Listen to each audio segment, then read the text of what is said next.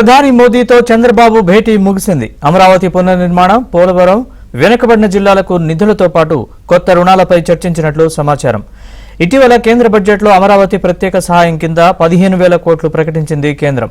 అలాగే జగన్ హయాంలో రుణాలను రీషెడ్యూల్ చేయాలని ప్రధాని మోదీని కోరినట్లు తెలిసింది.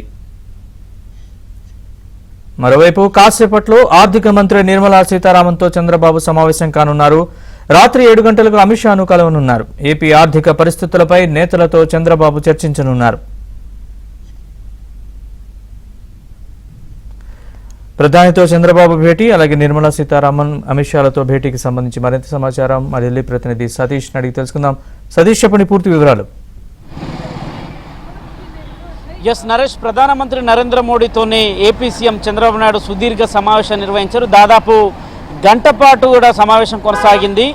సమావేశంలో ప్రధానంగా అమరావతి పునర్నిర్మాణంతో పాటు మరోవైపు ఆంధ్రప్రదేశ్ ప్రజల జీవనాడి పోలవరం, అదేవిధంగా వెనుకబడిన జిల్లాలకు నిధులు, ముఖ్యంగా ఏపీ యొక్క అభివృద్ధి అంశాలపైన సుదీర్ఘంగా చర్చ జరిగినట్టు కూడా సమాచారం అందుతుంది. మరోవైపు లోన్లకు సంబంధించి గత ప్రభుత్వం తీసుకొచ్చిన లోన్లకు సంబంధించిన వాటిపైన రీషెడ్యూల్ చేస్తూ కూడా కొత్త లోన్లు కావచ్చు, ఇతర అంశాలు కావచ్చు, ఆర్థికంగా చితికిపోయిన ఆంధ్రప్రదేశ్ రాష్ట్రానికి అన్ని విధాల కేంద్రం సహాయం అందించాల్సిందిగా కూడా మరోసారి విజ్ఞప్తి చేశారు. ఇటీవల బడ్జెట్లో కేంద్ర ప్రభుత్వం రాష్ట్రానికి 15,000 కోట్ల రూపాయలు కేటాయించిన నేపథ్యంలో 15,000 కోట్లతో పాటు అదనంగా కూడా బడ్జెట్ కాకుండా అనేక మార్గాల ద్వారా కూడా రాష్ట్రానికి నిధులు ఇస్తామని కూడా కేంద్ర ప్రభుత్వం హామీ ఇచ్చిన నేపథ్యం. అందులో భాగంగానే మొదటిసారిగా బడ్జెట్లో అనౌన్స్మెంట్ తర్వాతకి నేరుగా వచ్చి ప్రధానమంత్రి నరేంద్ర మోడీతో కూడా సుదీర్ఘంగా సమావేశం నిర్వహించారు. గంట పాటు జరిగిన సమావేశంలో రాష్ట్రానికి సంబంధించిన అనేక హామీలు, ఎన్డీఏ భాగస్వామ్యంగా ఉండి రాష్ట్రంలో ప్రజలకు ఇచ్చిన హామీలు కావచ్చు, సంక్షేమ పథకాలు కావచ్చు, ఇతర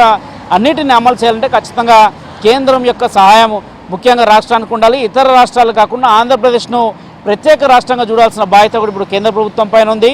రాష్ట్ర రాజధాని లేదు. గత 5 ఏళ్ల నుంచి కూడా ఆంధ్రప్రదేశ్లో చూసిన పరిణామాలు చూసుకుంటే కనీసం రాజధాని లేని రాష్ట్రం, ఏకైక రాష్ట్రం ఆంధ్రప్రదేశ్గా ఉందనే అంశాన్ని కేంద్ర మంత్రులకు కూడా ఇటీవల వివరించారు. ఇటీవల జరిగిన గవర్నర్ కౌన్సిల్ సమావేశంలో కూడా చంద్రబాబు నాయుడు ఇదే అంశాన్ని నేరుగా అన్ని రాష్ట్రాలకు సంబంధించిన సందర్భంగా అన్ని రాష్ట్రాల సమావేశాల ముఖ్యమంత్రుల సమావేశం, గవర్నర్ల కాన్ఫరెన్స్ సమావేశంలో కూడా ఇదే అంశాన్ని ప్రస్తావించారు.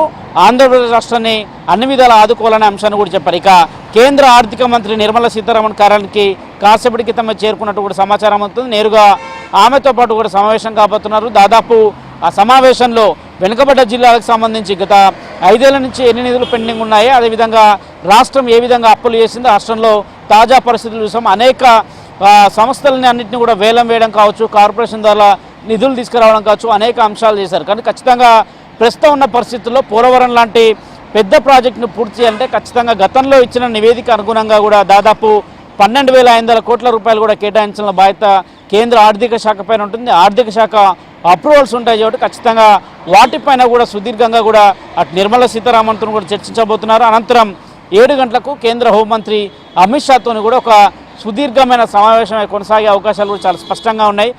గత చంద్రబాబు నాయుడు ప్రభుత్వం వచ్చిన దాని నుంచి నేటి వరకు కూడా అందిస్తున్న సంక్షేమ పథకాలు కావచ్చు, ఉద్యోగులకు జీతాలు కావచ్చు, అదేవిధంగా ఇతర అంశాలపైన కూడా నేరుగా వారితో కూడా చర్చించబోతున్నారు. అనంతరం ఢిల్లీ పర్యటన ఈ రోజుకి కానీ రేపు ఉదయానికి కానీ ముగిసే అవకాశాలు కూడా స్పష్టంగా కనిపిస్తున్నాయి. Naresh, Satish, thanks for the update.